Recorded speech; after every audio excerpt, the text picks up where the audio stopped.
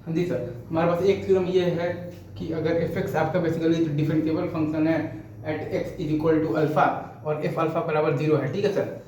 तो अगर आपका एफ प्लस अल्फा जीरो है तो मॉड एफ एक्स क्या होगा, डिफरेंशिएबल होगा at x is equal to alpha. और अगर आपके पास f plus alpha non zero है तो मॉड एफ एक्स क्या होगा, नॉन डिफरेंशिएबल होगा at x is equal to alpha. एक बार फिर से मैं बोलता हूँ, अगर आपके पास एफ एक्स एक डिफरेंशिएबल फंक्शन है at x is equal to alpha और आपके पास एफ अल्फा बराबर जीरो है, ठीक है सर।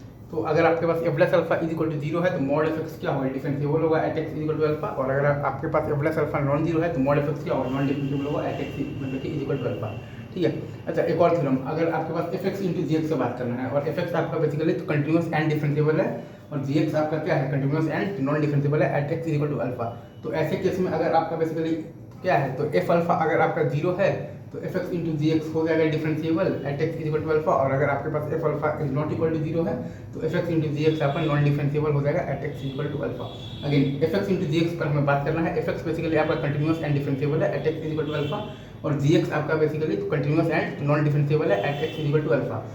तो अगर ऐसे केस में अगर आपका बेसिकली एफ अल्फा जीरो है तो एफ एक्स इंटू जी एक्स हो जाएगा differentiable at x is equal to alpha. और अगर आपके पास एफ अल्फा नॉन जीरो है तो एफ एक्स इंटू जी एक्स हो जाएगा आपका basically non differentiable at x is equal to alpha, ठीक है।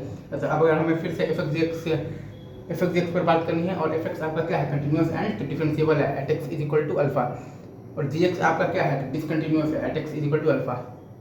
तो ऐसे केस में अगर आपका बेसिकली एफ अल्फा का वैल्यू जीरो है तो एफ एक्स इंटू जी एक्स हो जाएगा continuous at X equal to alpha.